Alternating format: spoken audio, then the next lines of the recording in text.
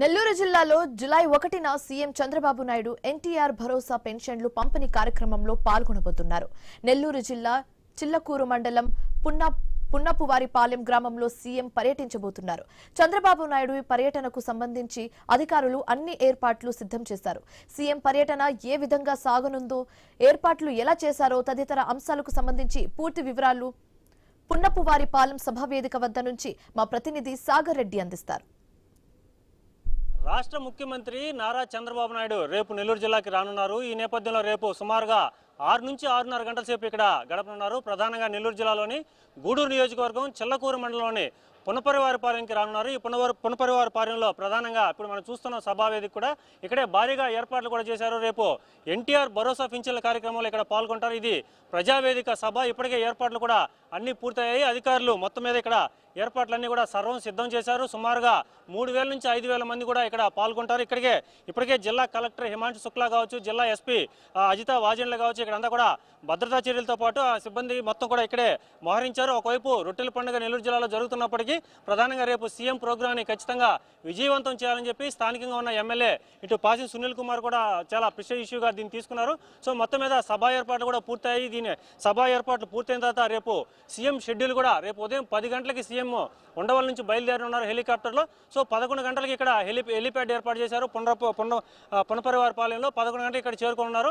అనంతరం 11 గంటలకు ఇక్కడ చేరుకున్న తర్వాత ఒక 20 నిమిషాల పాటు ఇక్కడ స్థానిక నేతలతో కావచ్చు, ప్రజాప్రతినిధులు, అధికారులతో ఇక్కడ ఇంటరాక్ట్ కానున్నారు. 11:25కి నేరుగా కూడా ఆయన సభ వేదికకు చేరుకుంటారు. సో మొత్తం ఈ ప్రజావేదిక చేరుకున్న తర్వాత 11:20 నుంచి 12:20 వరకు అంటే ఇక్కడ జిల్లా కలెక్టర్ కావచ్చు, అలాగే స్థానిక ఎమ్మెల్యే కావచ్చు, లబ్ధిదారులు కూడా పెన్షన్ లబ్ధిదారులు కావచ్చు, కొందరు ఇక్కడ సభా వేదిక మీద మాట్లాడే అవకాశం ఉంది. అనంతరం కూడా ఆ ముఖ్యమంత్రి నేరుగా 12:20 నుంచి సుమారు 1:50 వరకు స్పీచ్ ఇచ్చే అవకాశం ఉంది. అనంతరం కూడా లంచ్ చేసుకుంటారు. లంచ్ చేసుకున్న తర్వాత నేరుగా ఎన్టీఆర్ పెన్షన్కి ఎవరైతే లబ్ధిదారులు ఉన్నారో ఆ లబ్ధిదారులు ఇంటికి వెళ్తారు. నేరుగా ఆ లబ్ధిదారులు ఇంటికి వెళ్ళిన తర్వాత వాళ్ళతో డైరెక్ట్గా ఇంటరాక్ట్ అవుతారు. లబ్ధిదారులు కలిసిన తర్వాత ఇక్కడే సభావేదికి పక్కనే ఒక మొత్తం క్యాడర్తో సంబంధించిన క్యాడర్తో మాట్లాడే ఒక కార్యక్రమం ఉంటుంది. సో క్యాడర్తో సుమారుగా 1 గంట అంటే 1 గంట 30 నిమిషాల పాటు మాట్లాడతారు.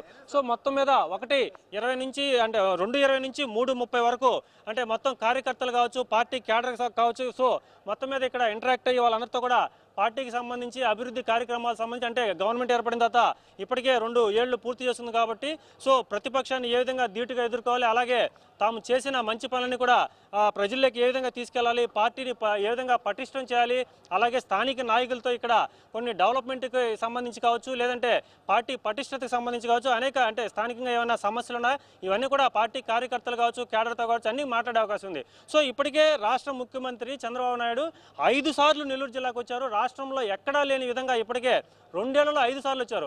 మొదటగా ఆత్మకూరు నియోజకవర్గానికి 2 సార్లు రావడం జరిగింది. అంటే సోమశిలలో జరిగిన సభలో పాల్గొన్నారు. అనంతరం కూడా ఇటు వింజమూరు ఉదయగిరి నియోజకవర్గంలో పాల్గొన్నారు. రీసెంట్గా కూడా కావలి తుమ్మలపేంటలో పాల్గొన్నారు. సో మొత్తం మీద 4 దఫాలుగా వచ్చారు. ఇది 5వ వస్తుంది. సో 5 సార్లుగా ముఖ్యమంత్రి 2 ఏళ్లలోపే ఇక్కడ రావడం ఇటు టీడీపీ పార్టీకి సంబంధించిన వాళ్ళందరూ కూడా ఉత్సాహం నింపే అంశంగా చెప్పవచ్చు.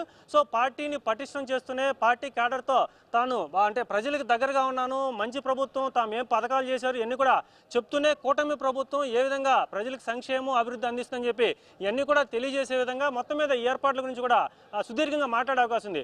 గత సభల్లో చూసుకుంటే ప్రధానంగా కూడా టీడీపీ పార్టీకి సంబంధించి లేదంటే అభివృద్ధి కార్యక్రమాలకు సంబంధించి ఎన్ని కూడా చెప్పే అవకాశం ఉంది. సూపర్ 6 అన్ని కూడా హామీలు అమలు చేస్తున్నాం, ప్రజలకు అందుబాటులో ఉన్నాం.